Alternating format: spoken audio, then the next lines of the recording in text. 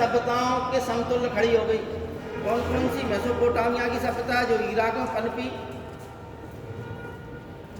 ठीक है, जैसे दजला फरात की सभ्यता कहते हैं। दूसरा आपकी मिस्र की सभ्यता, इसी प्रकार से कुछ और सभ्यताएं, चीन की भी सभ्यता पनपी। तो ये सब सभ्यताएं समकालीन थी। तो ये अनुसंधान के साथ प्रमाणित हुआ कि भारत की जो प्राचीन सभ्यता है, अच्छा उसके पश्चात जो है भारत में फिर उत्खनन हुआ। रॉबर्ट ब्रूस फ्रूट ने, जो एक भूवैज्ञानिक थे, पाषाण काल का उन्होंने उत्खनन कराया। मद्रास के पल्लवरम नामक स्थान पर उनको एक उपकरण मिला, इसलिए इसको जो है पाषाण के उपकरण मिलने के कारण इस काल को हम पाषाण काल कहते हैं। ठीक है ना?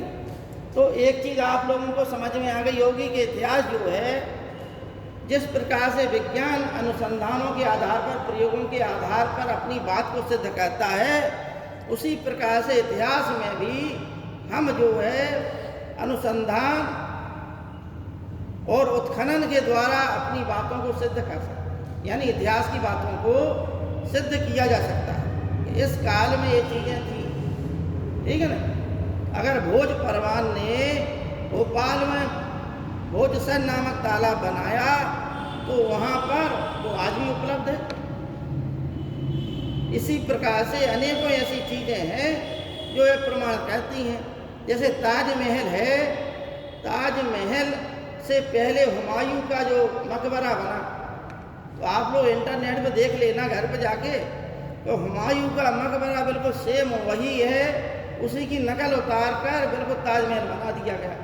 अंतर क्या है कि उसमें हुमायूं के मकबरे मीनारें नहीं हैं, उसमें मीनारें लगा दी। ठीक है नहीं? थोड़ी सी संरचना में अंतर कर दिया। हुमायूं के मकबरे में भी बाग है, तो बाग पद्धति कौन लाया था? बाबर लाया था। तो ये सब बातें जो है अनुसंधान, इतिहासकारों के लेखकों, उस समय समकालीन इतिहासकार थे, उनके द्वारा होगा। कौटिल्य ने भी अपने अर्थशास्त्र में लिखा है कि राजा को प्रतिदिन इतिहास को सुनना चाहिए। इतिहास जो है, अतीत के अध्ययन को ही हम इतिहास कहते हैं। इतिहास क्यों जरूरी है? क्योंकि इतिहास से हम प्रेरणा लेते हैं। इतिहास से हम जो है अपनी नीतियाँ बना सकते हैं।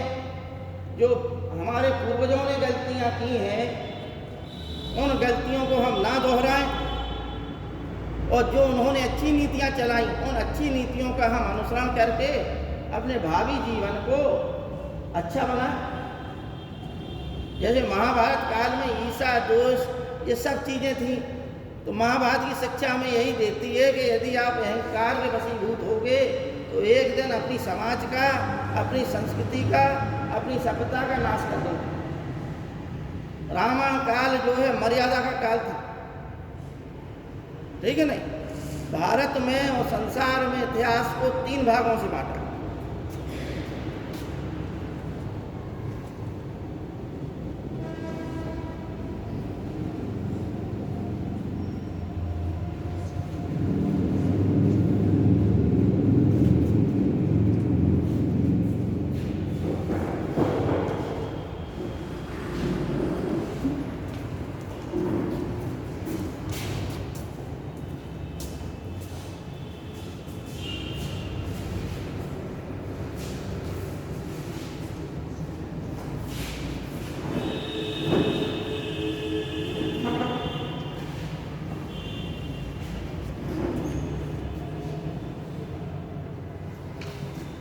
जिस प्रकार से हमने बताया कि इतिहास का पिता हेरोडोटस को कहा जाता है, क्योंकि हेरोडोटस ने इतिहास को क्रमबद्ध तरीके से, व्यवस्थित तरीके से लिखा।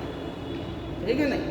कहानी वो है जिसमें कहीं से भी शुरू करो, कहीं पर ख़त्म कर दो। लेकिन इतिहास वह है जिसको हम सिस्टम से, क्रमबद्धता से पढ़ते हैं। यानी इतिहास में अकबर का जन्म हुआ तो कितने में हुआ, कहाँ हुआ, और फिर उसका जीवन काल कैसे हुआ, किस सन में कौन सी घटनाएं घटी, ये सब हम सिस्टम से पढ़ते जाते हैं। उसी प्रकार से विज्ञान में भी क्रमबद्धता होती है। भाई विज्ञान की परिभाषा क्या है कि क्रमबद्ध अध्ययन को ही हम विज्ञान कहते हैं। ठीक उसी प्रकार से इतिहास जो है वैज्ञानिक श्रेणी पर आधारित होता है, ठीक है ना। अब इतिहास को अध्ययन की दृष्टि से 3 भागों में बांटा गया, प्राक-इतिहास, आदि इतिहास और ऐतिहासिक काल, ठीक है ना। इसे हम इतिहास कह रहे हैं, यहाँ ऐतिहासिक काल कह रहे हैं।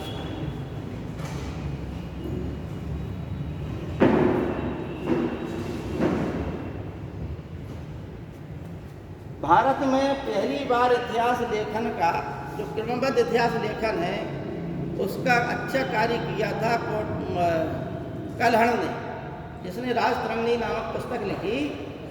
कल्हण को ही भारत का क्रमबद्ध इतिहास लिखने का पहला श्रेय दिया जाता है। इसके पहले भी अनेक प्राचीन समय से मतलब पुराण भी थे, भारत में लिख चुके थे पुराण, ठीक है ना। 1150 के आसपास कल्हण ने जो है राजतरंगिणी की रचना की,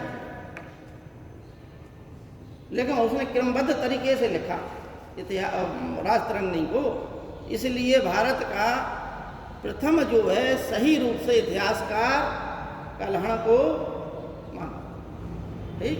तो 2 बातें तो क्लियर हो गई आपकी कि इतिहास एक हेरोडोटस और दूसरा भारत में कल्हण। इसके पहले भी अनेक लोगों ने इतिहास लिखा है, लेकिन उनमें तमाम जो है ऐतिहासिक घटनाओं की जानकारी मिलती है, लेकिन सही रूप में इतिहास का लेखन कार्य जो है किसने किया? कल्हण ने अपनी राजतरंगिणी। अब देखिए इतिहास को 3 भागों में बांटा गया, प्राक इतिहास, आदि इतिहास और इतिहास काल। जिस काल में किसी प्रकार की भाषा शैली लिपि का विकास नहीं हुआ उस काल को हम प्राक इतिहास कहते हैं, यानी इतिहास के पहले का काल, ठीक। इसी काल को हम किस रूप में पढ़ते हैं? पाषाण काल।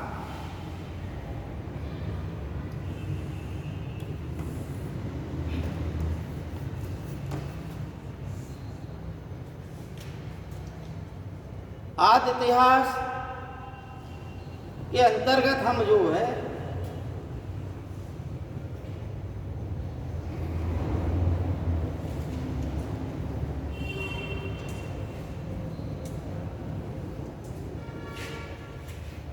सिंधु घाटी की सभ्यता और वैदिक सभ्यता,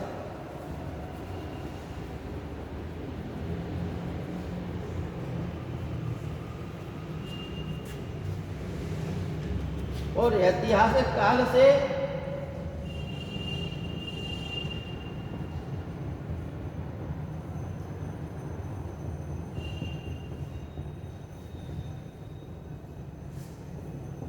छठी शताब्दी ईसा पूर्व से भारत में ऐतिहासिक घटनाओं की जानकारी मिलती है, इसलिए इस काल को हम जो है ऐतिहासिक काल कहते हैं, ठीक।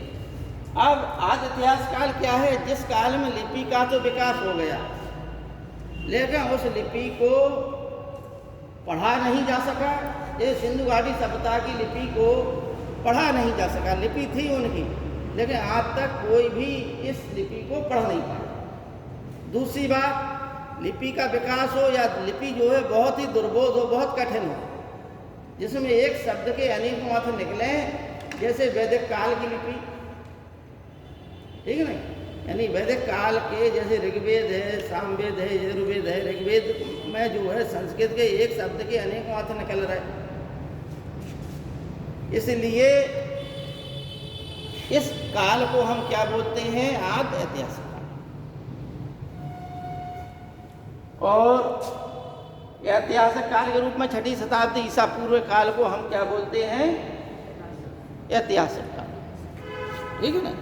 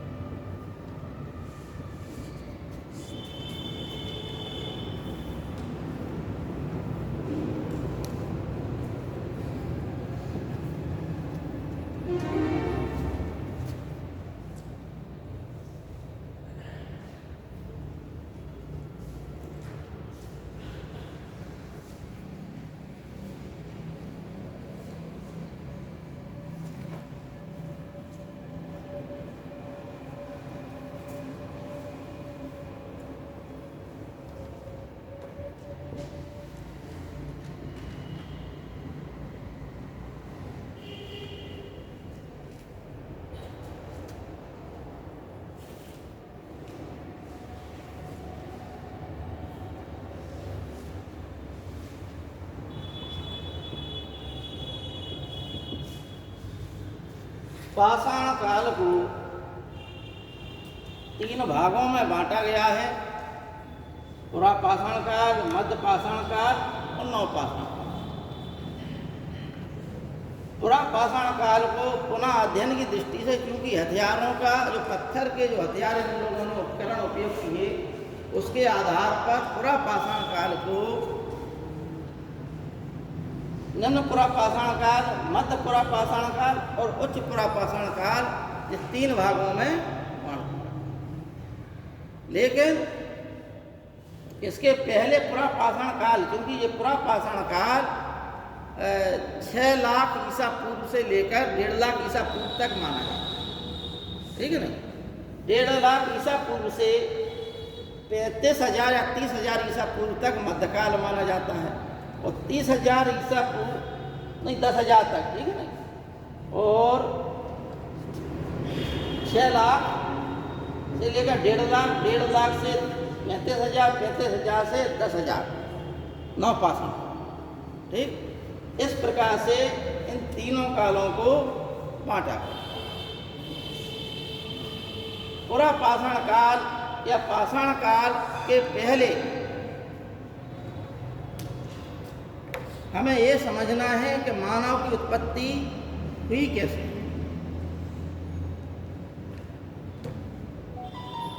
तो वैज्ञानिकों ने एक थ्योरी दी है, बिग बैंग थ्योरी, ठीक है ना।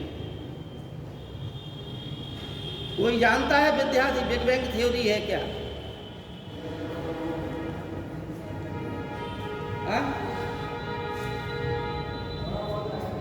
हाँ बताओ।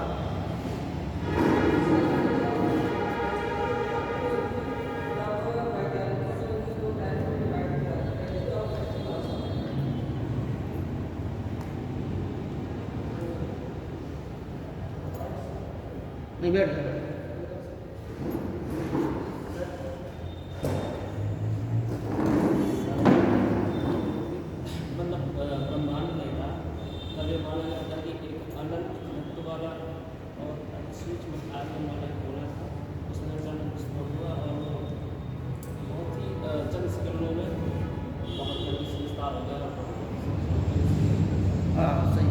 बैठ जा। देखिए, बिग बैंग थ्योरी का मतलब है कि सृष्टि में जो है अंतरिक्ष में एक डार्क मैटर था। एक समय ऐसा आया कि उसमें विस्फोट हुआ। विस्फोट होने के पश्चात अनेक जो है सृष्टि की चीज़ें बन गई। क्या बन गए? तारे बन गए, नक्षत्र बन गए, आकाश गंगाएं बन गई। उनका सबका जो है एक सिस्टम बन गया, एक क्रम बन गया। जो जिसके नज़दीक था उसने अपना अपना परिवार बनाया, ठीक है ना। एक समय ऐसा भी आया कि सूर्य भी एक तारा है। तारा उसे कहते हैं वैज्ञानिक दृष्टि से जिसका स्वयं का प्रकाश हो, ठीक है ना। वह खगोलीय पिंड जिसका स्वयं का प्रकाश हो उसे हम तारा कहते हैं, ठीक। भूगोल वेत्ताओं के अनुसार तारा उसे कहा जाता है जिसका स्वयं का प्रकाश है। तो सूर्य क्या है? एक तारा है। क्योंकि आप लोग जानते हैं कि सूर्य के अंदर क्या है? सूर्य के अंदर हाइड्रोजन गैस है, और हाइड्रोजन गैस हीलियम गैस में परिवर्तित होती रहती है। नाभ की संलयन प्रक्रिया चलती रहती है। इस प्रकार से जो विस्फोट होता रहता है उसी की ऊर्जा जो हम प्रकाश के रूप में प्राप्त करते हैं, ठीक है। एक समय ऐसा भी आया कि जब जो है सूर्य में भी विस्फोट हो गया तो उसके टुकड़े जितनी दूर जो टुकड़ा छितर गया, फैल गया, वह टुकड़ा जो है सूर्य का भाग होने का सूर्य की परिक्रमा लगाता रहा, ठीक है नहीं। इसे हम क्या है? सौर परिवार कहते हैं। ये हमारी जो है आकाश गंगा है, जिसे मिल्की वे के नाम से भी हम जानते हैं, ठीक है नहीं। उसके एक कोने में, एक किनारे पर हमारा सौर परिवार है। ऐसी एक आकाश गंगा में अनेकों सौर परिवार होते हैं, और इस अंतरिक्ष में जो है अनेकों आकाश गंगा है। अब आप अनुमान लगा लीजिए कि पृथ्वी को यदि अंतरिक्ष में चले जाएं तो अभी हमारी वैज्ञानिक क्षमता जो है अपने सौर परिवार तक की खोजबीन करने में सक्षम नहीं है, ठीक। एक बात तो ये समझ में आ गई, तारा क्या है, बिग बैंग थ्योरी क्या है। इसके पश्चात दूसरी बात हमने ये बताई कि जब सूर्य में जो है विस्फोट हुआ तो विस्फोट के पश्चात उसके जो जितने टुकड़े थे वो उसकी परिक्रमा लगाने लगे, ये कभी कभी ग्रहों में भी विस्फोट हुआ। विस्फोट होता कैसे है? कोई धूमकेतु आया, चल के उसके रास्ते में पड़ गया, तो उसमें टकराहट से अनेकों टुकड़े हो जाते हैं। तो ग्रह के जो टुकड़े हुए वो ग्रह से क्या बन गए? वो उपग्रह बन गए। तो उपग्रहों ने ग्रहों की परिक्रमा लगाई और ग्रहों ने अपने तारे की लगाई परिक्रमा। तो यही क्रम जो है सृष्टि में चल रहा है। अब जो पृथ्वी में जीवन की उत्पत्ति हुई, ठीक है ना? जीवन की उत्पत्ति का कारण ये था कि पृथ्वी सूर्य से इतनी दूरी पर थी कि जहाँ पर जीवन की संभावना पनप सकती थी। पृथ्वी को हम ग्रीन प्लेनेट भी कहते हैं, ठीक है ना? पृथ्वी का वातावरण इस प्रकार का बना कि जो सूर्य से ज़्यादा दूरी पर ग्रह चले गए वो एकदम ठंडे हो गए। जो सूर्य के नज़दीक रहे वो सूर्य गर्माहट के कारण जीवन की उत्पत्ति नहीं हो पाई। लेकिन पृथ्वी इस सूर्य से इतनी दूरी पर था कि जहाँ पर सूर्य की कुछ ही किरणें आ सकती थी जिससे जीवन की संभावना पनप सकती थी। तो धीमे धीमे जो आग का गोला था जो अलग छितर के आया वो ठंडा पड़ने लगा और इसमें जो है पानी की उत्पत्ति हुई। पानी हुआ, करोड़ों वर्षों तक ये प्रक्रियाएँ चलती रहीं। भौगोलिक दृष्टि से इसके अनेक कालखंड हैं कि पहला कालखंड जो है प्री कैम्ब्रियन काल आया।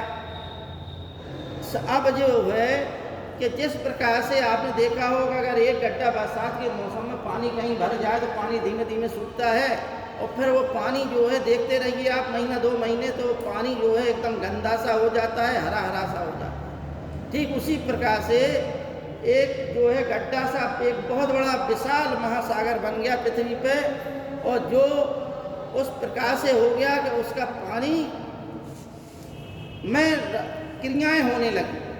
तो प्रारंभ में कौन से तत्व थे? प्रारंभ में C, H और N थे तत्व। प्रारंभ में ये तत्व थे, ठीक है ना?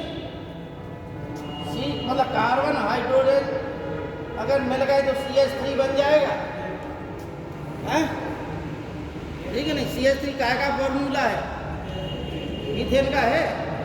प्रारंभिक जीवों ने जो है मीथेन जैसी क्रियाएं की, ठीक। और उसी प्रकार से जो पहला जीवन पनपा वो किस रूप में पनपा?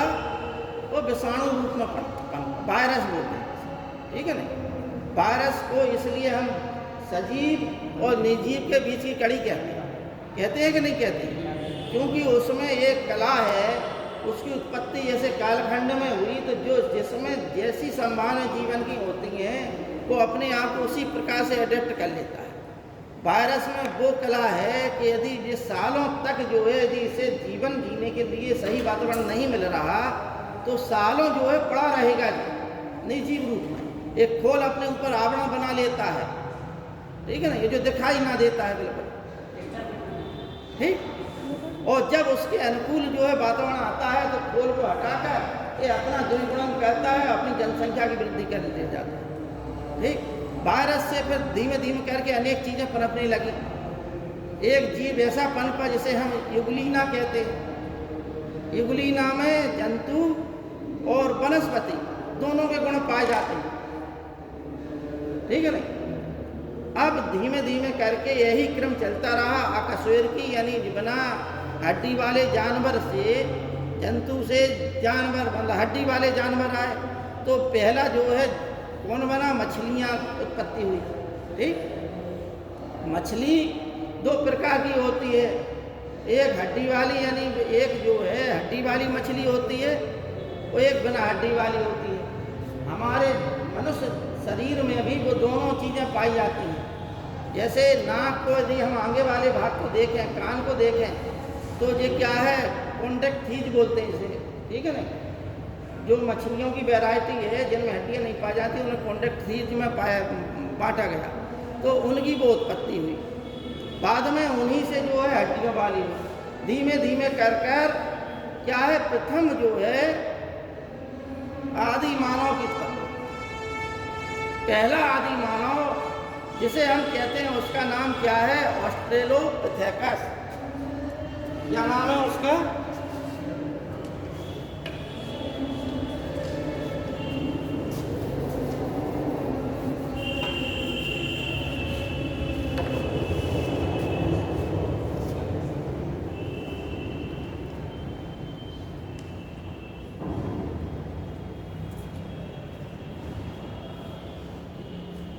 पहला ऐसा आदि मानव था जिसे ऑस्ट्रेलोपिथेकस कहते हैं, लेकिन एक मानव ऐसा था जो एकदम सीधा चला, उसे बोलते हैं होमो इरेक्टस।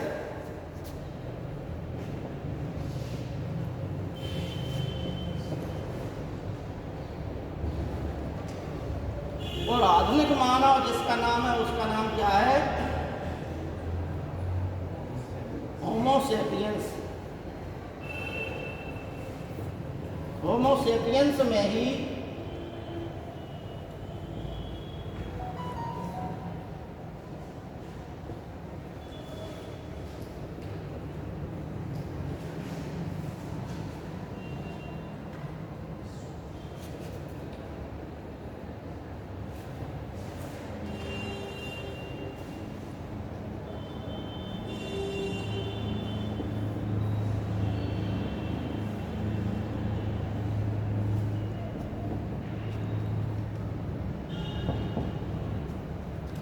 निएंडरथल, क्रो-मैग्नन मानव यानी क्रो-मैग्नन मानव जो है मनुष्य का सबसे नजदीक का मानव।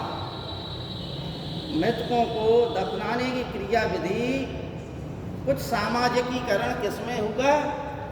निएंडरथल मानव। और नवपाषाण काल का मानव कौन होगा? क्रो-मैग्नन मानव। और आधुनिक मानव जो है 10,000 ईसा पूर्व के आसपास इसका इतिहास मिलता है, इसके उत्खनन मिलते हैं। तो आज जो है वर्तमान मनुष्य का वैज्ञानिक नाम क्या है? होमो सेपियंस सेपियंस, ठीक है ना। अब ये मनुष्य का जब विकास हुआ तो क्योंकि मनुष्य जो है एक जानवर की तरह रहता था, इसमें किसी प्रकार की गतिविधि वैसी नहीं थी। धीमे धीमे करके इसमें सामाजिकरण का विकास होगा।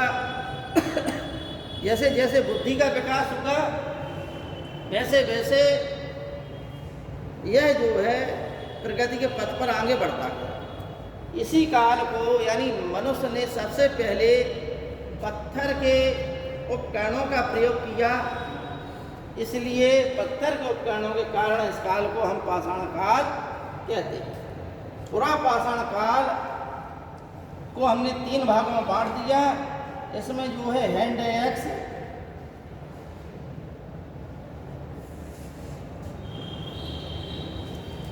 मध्य पुरा पाषाण काल में इसको हम फलक संस्कृति कहते हैं।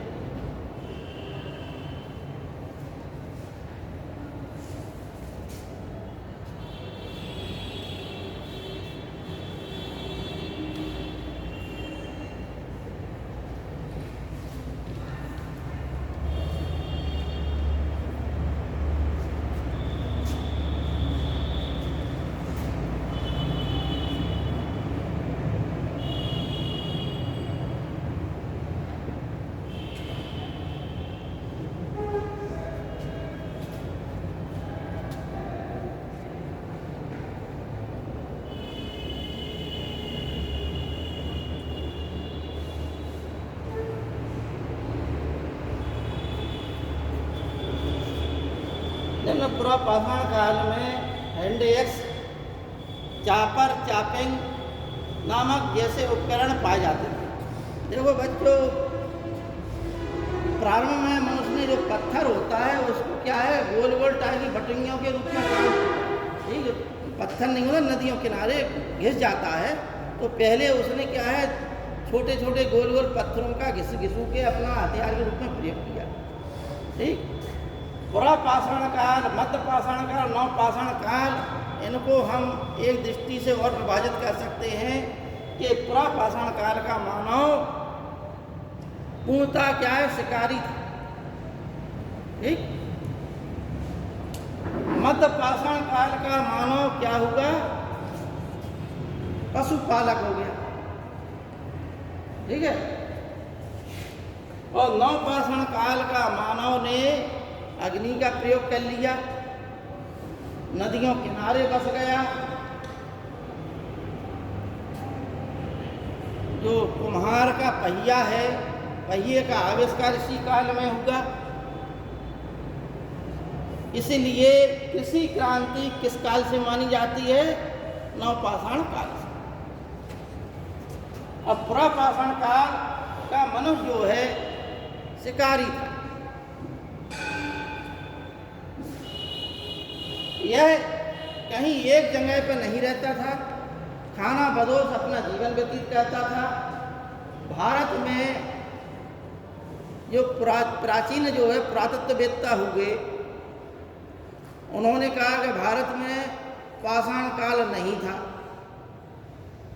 लेकिन फिर हुआ क्या कि एक जो है शिवालिक पहाड़ी पाई जाती है पाकिस्तान में, ठीक है, वहाँ पर कुछ मानव के कंकाल मिल गए।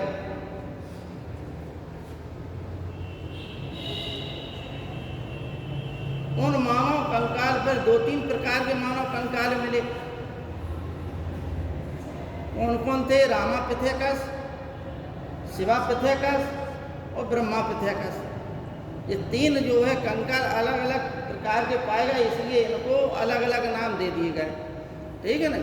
तो मद्रास के पल्लवरम से रॉबर्ट ब्रुस फुट को ही भारत में पाषाण काल का जनक कहा जाता है, क्योंकि इन्होंने सर्वप्रथम, रॉबर्ट ब्रुस फुट ने ही भारत की पाषाण संस्कृति के बारे में सर्वप्रथम संसार को जानकारी दी थी।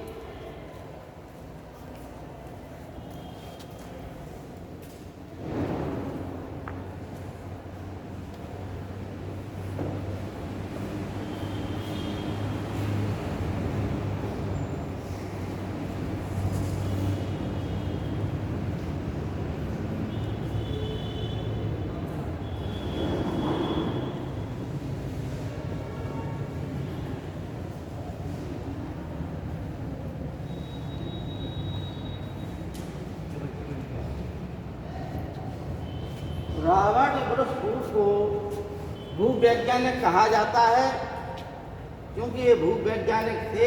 इन्होंने ही 1863 में मद्रास के पास पल्लवरम में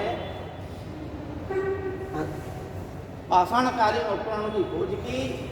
अतः इन्हीं को जो है भारत में पाषाण काल को उद्घाटित करने का श्रेय दिया जाता है। भारत में कुछ स्थान ऐसे हैं जहाँ पर पाषाण काल से संबंधित ज़्यादा प्रश्न आते हैं।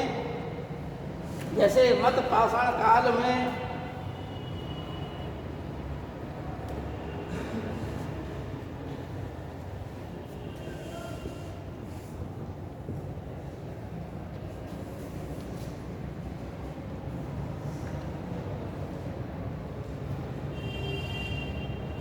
देखो बच्चों, मध्य पाषाण काल में मनुष्य ने पशुओं को अपना पालतू बना लिया। यह जो है मध्य पाषाण काल का मनुष्य अपने भावों को अभिव्यक्त करने के लिए, अपने विचारों को अभिव्यक्त करने के लिए गुफाओं में चित्रकारी करने लगा। मध्य प्रदेश के होशंगाबाद जिले में भीमबेटका नामक स्थान है, जहाँ पर अनेकों गुफाएं पाई गई। इसके जो उनकी चित्रकारी को प्रदर्शित करती है मध्य पाषाण काल, ठीक है ना। और आप लोगों को सामान्य जानकारी के लिए बता दें कि संसार भर में सबसे पहले लिपि का आविष्कार करने वाले कोई लोग थे, तो वो थे सुमेरियन लोग, ठीक, यानी जिसे हम मेसोपोटामिया की सभ्यता कहते हैं। सबसे पहले लिपि का विकास वहीं हुआ, फिर संसार के अन्य भागों में लिपि का आविष्कार होता चला, ठीक। आदमी संपर्क में आया और लिपि का विकास हुआ, लेकिन लिपि के पहले पाषाण काल था। उस पाषाण काल का मनुष्य क्या करता था? अपने विचारों को, मध्य पाषाण काल का मनुष्य अपने विचारों को अभिव्यक्त करने के लिए उस पर, जैसे शिकार का चित्र है तो शिकार का चित्र बना दिया, ठीक है नहीं। तो इस प्रकार से मनुष्य ने सबसे पहले गेहूं, मेहरगढ़ से गेहूं का सबसे प्राचीन अवशेष पाया गया। कहाँ से पाया गया? मेहरगढ़।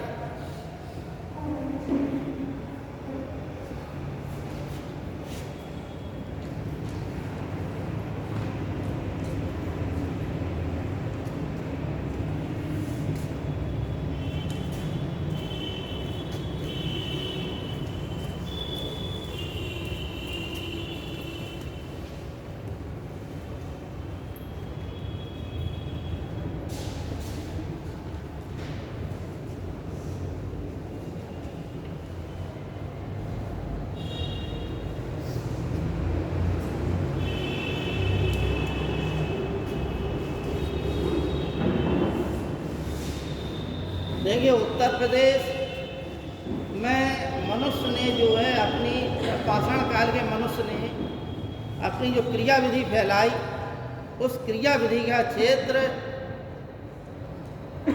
आपका यही बांदा से प्रारंभ हो जाता है। ठीक है, आपको बता दें कि बांदा में भी जो उस समय भारत की भूमि पर शुतुरमुर्ग पाए जाते थे। ठीक है ना, अभी नए अनुसंधान हुए हैं तो शुतुरमुर्ग पर चित्रकारी करने के प्रमाण सर्वप्रथम यदि कहीं पाए गए तो बांदा जिले से पाए। ठीक है ना, एक चीज केन नदी, नर्मदा नदी, सोन नदी घाटी और बेलन नदी घाटी, ये जो है इनके किनारे पाषाणकालीन मनुष्य रहा, उनकी क्रिया विधि का क्षेत्र रहा। जम्मू कश्मीर में 3-4 स्थान महत्वपूर्ण हैं, उसमें से 2 ज़्यादा आते हैं परीक्षा की दृष्टि से, बोजहोम और बफकराल। ठीक है नहीं, बोजहोम यहाँ के लोग यानी जम्मू कश्मीर की जो शैली थी वो सिंधु घाटी सभ्यता से कुछ चीज़ें उनकी मिलती जुलती थी, लेकिन कुछ उनकी शैली जो है पाषाण काल से संबंधित थी। यहाँ जम्मू कश्मीर के जो मानव था, पाषाणकालीन मानव, वो क्या है कि मिट्टी के अंदर रहता था, जिसे हम बोलते हैं गातावास। ठीक है ना, एक और है एक स्तंभावास, स्तंभ। ठीक, तो एक क्या है कि मिट्टी के अंदर गड्ढा बना लेते थे ये लोग। गड्ढे के ऊपर यानी कि उसी में जो है लकड़ी कुछ लगा दी उन्होंने, उसके ऊपर छत डाल दी, यानी वो छत जो है समतल के बराबर हो जाती थी, लेकिन वो छत किस पे टिकी होती थी? स्तंभों पर। तो ऐसे भी प्रमाण उत्तर प्रदेश से भी मिले हैं, मध्य प्रदेश से भी मिले हैं इन चीज़ों के। कल हालांकि वो हम आप सब लोगों को वो स्थान लिखा देंगे और वहाँ पे कौन कौन सी चीज़ें पाएंगे जो परीक्षा की दृष्टि से ज़्यादा महत्वपूर्ण है, वो चीज़ें हम आपको लिखा देंगे। ठीक है ना, जो ज़्यादा आती हैं परीक्षाओं में, सिविल सर्विस की परीक्षा में आती हैं। आज आपको खाली समझना है कि मेहरगढ़ से किसका सबसे प्राचीन प्रमाण मिला? संसार भर में मिला 7000 ईसा। ठीक है ना, पाकिस्तान के बलूचिस्तान नामक स्थान पर, बलूचिस्तान एक क्षेत्र है, वहाँ पर मेहरगढ़ से गेहूं का सबसे प्राचीन, लेकिन संसार भर में चावल का यदि सबसे ज़्यादा प्राचीन और कृषि का यदि कहीं पाया गया है तो वो इलाहाबाद के पास कोल्डी हवा नामक स्थान पर पाया। 9000 ईसा पूर्व चावल का सबसे प्राचीन अवशेष पाया गया। ठीक है नहीं, और कृषि का भी वहीं से सबसे प्राचीन अवशेष पाया गया।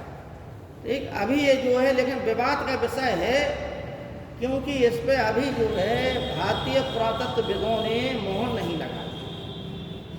इसके पहले 2-4-6 साल पहले मेहरगढ़ में ही गेहूं का प्राचीन प्रमाण मिला और मेहरगढ़ से ही कृषि का सबसे प्राचीन प्रमाण माना जाता है। ठीक, तो ये भी थोड़ा मतलब विवादित में एक तथ्य है कि अभी जो है अन्वेषकों ने इस पर मोहर नहीं लगाई। इनकी संस्थाएं होती हैं जो ये प्रमाणित कहती हैं। जैसे आप लोग बता दें कि एक समय था, आज से 8-10 साल पहले, जब जो है 9 ग्रह थे, प्लूटो को भी एक ग्रह माना जाता था। ठीक है ना, लेकिन है क्या, अगर वरुण और प्लूटो की आपस में कक्षाएं काटती थी, ठीक। और फिर ये जो खगोलीय अंतरिक्ष अनुसंधान संस्थान होता है, ये कहीं विदेश में है, चाहे बेल्जियम में कहाँ पर है, वहाँ पर इतिहासकारों की मीटिंग हुई खगोल शास्त्रियों की। तब फिर उन्होंने ग्रहों की परिभाषा बनाई कि ग्रह वह है जिसकी अपनी स्वतंत्र कक्षा है, ठीक। और प्लूटो क्या कहता था? प्लूटो जो है घूमते हुए किसमें वरुण की कक्षा में प्रवेश किया जाता था, उसकी टेढ़ी कक्षा थी, इसलिए प्लूटो को उस श्रेणी से हटा दिया, ठीक। अब जो है वर्तमान में 8 ही ग्रह हैं। इसी प्रकार से अनुसंधान के विषय होते हैं और इतिहास में नए नए अनुसंधान होते रहते हैं। भारत की स्वतंत्रता के पहले सिंधु घाटी सभ्यता के जितने भी स्थल थे वो कहाँ थे? पाकिस्तान में, ठीक है नहीं। और पाकिस्तान में जो उत्खनन मिला है, वहाँ उत्खननों में नारी की मृण मूर्तियाँ पाई गई, लेकिन भारत में स्वतंत्रता के पश्चात जो उत्खनन होगा तो वहाँ पर नारी की मृण मूर्तियाँ नहीं पाई गई। तो अब वही अगर एक इतिहास अगर मतलब पाकिस्तान संदर्भ में देख लें तो काल तो वही कालखंड था सिंधु घाटी सभ्यता का, लेकिन उत्खनन के माध्यम से ये भी सिद्ध हुआ कि वो जो है कालखंड अहमदाबाद उत्तर प्रदेश तक फैला हुआ था। पहले उसी को 1947 तक जो है पाकिस्तान तक ही माना जाता था। तो धीमे धीमे जब अनुसंधान होता जाता है तो और भी चीज़ें जो है प्रकाश में आ जाती हैं। ठीक इसी प्रकार से वो जो होम गुफकराल, वो जो होम और गुफकराल यानी जम्मू कश्मीर में इन स्थलों की खोज डी टेरा और पीटरसन ने की थी 1935 के आसपास। डी टेरा और पीटरसन ने की थी, ठीक।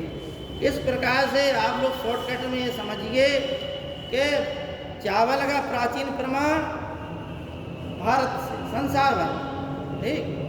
गेहूं का प्रमाण मेहरगढ़ से, ठीक। मनुष्य ने सबसे पहले किस धातु का प्रयोग करना सीखा? तांबे का। मनुष्य ने किस जानवर को सबसे पहले पालतू बनाया? कुत्ता को, ठीक है ना। मनुष्य ने किस कालखंड में पशुओं को पालने लायक स्थिति में बनाया? वो मध्यकाल। देखिए आपको हम बता दें कि मनुष्य जो है पशुओं के बाड़े भी पाए गए, ठीक है ना। तो उन बाड़ों के अवशेष पाए गए। दक्षिण भारत में हम देखते हैं कि मनुष्यों ने उन बाड़ों में जो है जो गोबर कहते हैं जानवर, उन गोबरों को ढेर लगा दिए। अब कालखंड के हिसाब से एक समय ऐसा आया कि वो जो है राख के ढेर में परिवर्तित हो गया, आग लग गई होगी उनमें। तो वहाँ पर नवपाषाण काल जो सभ्यता पाई जाती है, उन्हें वहाँ पर राख के ढेर पाए गए। कर्नाटक, आंध्र प्रदेश, यहाँ पर पाषाण काल के हैं। केरल से पाषाण काल के अवशेष है, एक आध स्थल हो तो हो, नहीं तो कहीं नहीं पाए, ठीक है। हिमाचल प्रदेश से नहीं पाए गए। तो आपको क्या देखना है? जम्मू कश्मीर, बिहार, महाराष्ट्र, राजस्थान, मध्य प्रदेश। मध्य प्रदेश की जो नर्मदा नदी है, नर्मदा नदी के किनारे ही सबसे पहले हथनोरा नामक स्थान पर, हथनोरा एक स्थान था नर्मदा नदी के किनारे, वहाँ पर पहला जो है मानव कंकाल मिला, ठीक है ना। इसलिए उसे नर्मनेदिस कहते हैं। हथनोरा से मनुष्य का कंकाल मिला। इस प्रकार से मध्य प्रदेश में भी अनेकों स्थान ऐसे हैं जो उस काल की सभ्यता को प्रकट करते हैं। मध्य प्रदेश और महाराष्ट्र का जो लगा हुआ क्षेत्र है, यहाँ पर जो है लोह काल और ताम्रपाषाण काल भी पनपा था एक समय। सबसे बड़ा ताम्रपाषाण काल, हालांकि कल इस पर चर्चा होगी, महाराष्ट्र और राजस्थान के आसपास का क्षेत्र था सबसे बड़ा ताम्रपाषाण काल। तो भारत में पाषाण काल के पश्चात आया लोह काल और लौह काल के पश्चात आया ताम्रपाषाण। ठीक है नहीं? इस प्रकार से मध्य पाषाण काल का मनुष्य जो है शिकारी था, पशुपालक था, कुछ सामाजिक संस्कार करने लगा था, अपने लोगों का दफनाने लगा था मध्य पाषाण काल का मनुष्य। और अब नवपाषाण काल में क्या था? नवपाषाण काल में मनुष्य ने नदियों के किनारे बसना प्रारंभ कर दिया। ठीक है ना? नदियों के किनारे बसने के कारण वह एक स्थायी आवास बन गया उसका। स्थायी आवास बनने के कारण वह जो है खाद्य का उत्पादन करने लगा। लेकिन एक इसमें अर्थव्यवस्था में एक शब्द आता है कार्ल मार्क्स, पढ़िए आप लोग। ठीक है नहीं? कार्ल मार्क्स में वर्ग संघर्ष अनेक है, यानी एक व्यवस्था होती है, मनुष्य के चरण होते हैं या मनुष्य विकास की स्थिति में कहता है। तो ये जो है नवपाषाण काल का काल वो काल था जहाँ पर मनुष्य की रिक्वायरमेंट बहुत कम थी, क्योंकि उसे जो जितनी चीज़ों की जरूरत है उतने से ही संतुष्ट था। एक होता है अधिशेष का सिद्धांत। क्या है अधिशेष का सिद्धांत? अधिशेष का मतलब है कि आपको जो है 2 कुंटल गेहूं में साल भर का काम चल जाएगा। आपके पास यदि 50 कुंटल गेहूं है तो आप 2 कुंटल रख लेंगे, 48 कुंटल का क्या करेंगे? 48 कुंटल आपका क्या हो गया? अधिशेष हो गया। ठीक? तो इस अधिशेष वाले सिद्धांत ने मनुष्य को दूर कर दिया। मनुष्य नवपाषाण काल से ही मनुष्य के बीच में विभेदीकरण होना प्रारंभ हो गया था, क्योंकि मनुष्य जो है खाद्य उत्पादक और खाद्य संग्राहक हो गया था। यानी खाद्य को उत्पादित भी करता था, उसको संग्रह करता था। प्रारंभ में मनुष्य के बीच में किसी प्रकार का विभेदीकरण नहीं था, क्योंकि उसकी कोई रिक्वायरमेंट ही नहीं थी। एक जानवर की तरह भूख लगी, किसी को भी कच्चा मांस खा लेता था मनुष्य। ठीक? लेकिन नवपाषाण काल से मनुष्य ने अग्नि का प्रयोग कर लिया। अब वह पका के खाने लगा गेहूं और मतलब खाद्य पदार्थों का उत्पादन करने से जब अधिक मात्रा में उत्पन्न होने लगी चीज़ें, तो वह क्या है चीज़ों को संग्रह करने लगा, दूसरे लोगों को फिर धीमे धीमे करके बेचने लगा। तो हुआ क्या कि जिसने ज़्यादा उत्पादन किया वो बड़ा हो गया, जिसके पास कम उत्पादन हुआ वो छोटा हो गया। इसी कालखंड के पश्चात समाज में विभेदीकरण प्रारंभ हुआ और वो विभेदीकरण आज भी जारी है। कार्ल मार्क्स ने कहा कि अंत एक समय ऐसा आएगा कि जो प्रारंभिक काल था उसी काल में मनुष्य फिर लौट जाए।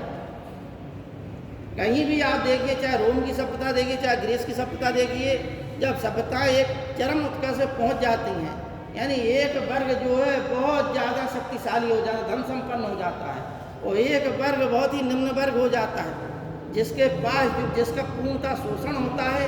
यानी एक शोषक वर्ग होता है और एक शोषित वर्ग होता है। तो जिसका शोषण होता है वो हमेशा जो है इस स्थिति में रहता है कि हम इस स्थिति से मुक्ति पाने के लिए वह प्रयास करता है। और हमेशा ध्यान दीजिए आप लोग कि जो शोषित वर्ग होता है उनकी जनसंख्या हमेशा ज़्यादा होती है। कहीं भी किसी कालखंड में यूनान की सभ्यता नष्ट हो गई, रोम की सभ्यता नष्ट हो गई, इसलिए हो गई कि जिन गुलामों को, जिन मजदूरों को इन लोगों ने प्रयोग किया, जिनका शोषण किया, एक समय ऐसा आया कि उन लोगों ने ही इनकी सभ्यताओं को नष्ट कर दिया। तो मार्क्स यही कहते हैं कि संसार के मजदूरों एक हो जाओ, तुम्हें खोने के लिए कुछ नहीं है, जो कुछ है तो पाने के लिए है। तो ये जो आज का युग जो है पूंजीवादी युग है, क्योंकि पूंजीपति जो है, पूंजीपति धन पर अपना कब्जा जमाए हुए है। एक व्यक्ति के पास, यानी भारत की आज प्रति व्यक्ति आय जो है 1-1.5 लाख रुपए के ऊपर है। प्रति व्यक्ति आय है मालूम किसी बात की? प्रति व्यक्ति आय कितनी है? 1-1.5 लाख के आसपास है भारत की। ठीक है ना? अब भाई मान लीजिए मुकेश अंबानी की संपत्ति को सब लोगों में बांट दिया गया और प्रति व्यक्ति औसत आय निकाल ली मनुष्य की। अब मुकेश अंबानी की आय से आपको क्या लेना देना, लेकिन आप भी उसमें 1.5 लाख में सम्मिलित हो गए। तो कार्ल मार्क्स यही कहता है कि अब जो है जैसे समुद्र का नियम है कि बड़ी मछली छोटी मछलियों खा जाती है, ठीक उसी प्रकार से जिस प्रकार से अंग्रेजों ने किया, शोषण किया, कहीं भी हो, किसी भी कालखंड में हो, पहले छोटे छोटे पूंजीपति होते हैं जो जनता का हित कहते हैं, अपना भी हित कहते हैं, लेकिन एक समय ऐसा आता है कि बड़े बड़े पूंजीपति हो जाते हैं जो सिर्फ अपना ही हित देखते हैं, जनता का हित है या नहीं है उससे उन्हें कोई मतलब नहीं, ठीक है नहीं। और फिर धीमे धीमे करके वो छोटे मोटे पूंजीपतियों को भी खा लेते हैं।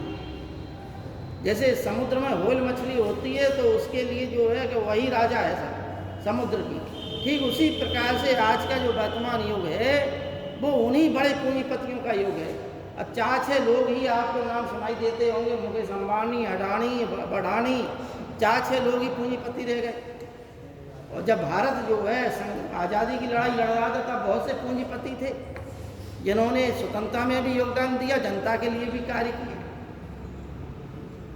लेकिन कार्ल मार्क्स ने इससे आगे की बात कही कि एक समय ऐसा आएगा कि जो बड़े पूंजीपति हैं इनके खिलाफ जनता विद्रोह करेगी और अंत में बड़ा जो है कि जब व्हेल मछली ही नहीं रहेगी तो सब जो है समान हो जाएंगे, उनकी संपत्ति सब में बढ़ जाएगी और सब जो है पुनः जो है मनुष्य में ना कोई जाति रहेगी, ना कोई धर्म रहेगा, ना कोई अर्थ के आधार पर विभेदीकरण होगा। कार्ल मार्क्स ने यहीं पर अपना सिद्धांत समाप्त कर दिया। संसार में जितनी साम्यवादी क्रांतियां हुई, रूस में हुई सबसे पुरानी क्रांति, ठीक है, साम्यवादी क्रांति। तो ये काल जो है नवपाषाण काल में मनुष्य ने क्या किया कि पत्थर की कुल्हाड़ी बनाने लगा था मनुष्य, और उस कुल्हाड़ी का पॉलिश करने लगा, यानी पत्थर को चमकाने की कला इस काल में आ गई थी, नवपाषाण, ठीक है। और यहीं से नवपाषाण काल से ही मनुष्य ने अपना विकास प्रारंभ कर दिया, लिपि का भावों को अभिव्यक्त करने लगा। इस प्रकार से ऋग्वेद के बारे में कहा जाता है कि ऋग्वेद को श्रुति कहा गया। श्रुति क्यों कहा गया? क्योंकि ये जो है सुनने से ही प्रारंभ होता है। एक व्यक्ति ने सुना, क्योंकि लिपि का विकास नहीं हुआ था, तो एक व्यक्ति ने सुना, उसने अपने चेलों को सुना दिया, परिवार वालों को सुना दिया। परिवार और चेलों ने क्या किया, अपना एक अलग नाम रख लिया, जैसे वशिष्ठ गुट हो गया, विश्वामित्र गुट हो गया, कन्न गुट हो गया, गृत्समत गुट हो गया, ये अनेक ऋषियों के अनेक अनेक गुट हो गए, उनके चेले हो गए, उनके परिवार हो गए। जब लिपि का विकास हुआ तो उन्हीं लोगों ने अलग अलग मंडलों की स्थापना, अपने जो विचार थे जो प्राचीन समय से सुनते हुए चले आ रहे थे उनको ऋग्वेद के रूप में संहिताबद्ध कर दिया, जब लिपि का विकास हो गया। तो इस प्रकार से यहाँ पर मध्य पाषाण काल में बागोर और आदमगढ़ से पशुपालन के भारत में सबसे प्राचीन प्रमाण में आदमगढ़ और बागोर। आदमगढ़ कहाँ पर है? आदमगढ़ जो है मध्य प्रदेश में है, और बागोर कहाँ पर है? ये राजस्थान में। यहाँ से जो है पशुपालन के सबसे प्राचीन अवशेष पाए गए, यानी मनुष्य समय पशुपालन करने लगा था। तो इसी प्रकार से वो जो हम उपग्राल में गैतावास था ही, यहाँ एक चीज़ विशिष्ट पाई गई, यानी मनुष्य जो है, आपको जब सिंधु घाटी सप्ताह पढ़ेंगे तो जो अपना जो है अंत्येष्टि संस्कार कैसे करते थे, तो यहाँ पर वो जो होम के लोग अपने लोगों को, यानी मनुष्य के अंदर विकास प्रारंभ में जब देखा कि उसके सगे संबंधी नज़दीकी लोग मर जाते हैं तो उसकी कुछ भावना उत्पन्न हो जाती हैं। तो पहला व्यक्ति जो है विवेकवान था नहीं, जितनी इमोशंस थे उसमें, उसने उसी हिसाब से, जैसे किसी को कुत्ता प्यारा था, कुत्ते ही साथ रहता था उसके, अब उसकी मृत्यु हो गई तो क्या किया, कुत्ते को भी मार के उन्हीं के साथ दफना, ठीक है ना। तो इस प्रकार की घटनाएं भारत में कहाँ से पाई गई? भोजन मालिक के साथ कुत्ते को दफनाने का प्रमाण कहाँ से मिलता है? भोजन, ठीक है ना। भुज होम का मतलब है भुज को कहते हैं भोज, ब्रज, ब्रज का अपभ्रंश हो गया भोज हो गया, यानी जहाँ भोज वृक्ष के पत्ते या वृक्ष बहुत ज़्यादा पाए जाते थे, इसलिए इस क्षेत्र का नाम क्या पड़ गया, भोज।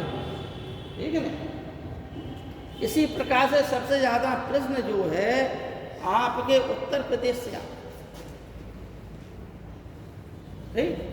महदहा, महगढ़ा और चौपानी मांडो, ओल्डी हवा, ये कुछ ऐसे स्थल हैं उत्तर प्रदेश के जहाँ से अनेक जो है प्रापाषाण कालीन साक्ष्य मिले। तो इनका एक क्रम है, वो स्थल जो है हम व्यवस्थित रूप से आपको कल जो है लिखाने का प्रयास करेंगे, और इसी में आपको कल ताम्रपाषाण काल का भी आपको बता दें। ठीक है ना। तो लिखाने का काम कल कर देंगे, आज चूँकि समय हो गया है। ठीक है, आज इतना ही रहने दें, कल बकाया पढ़ाएगा।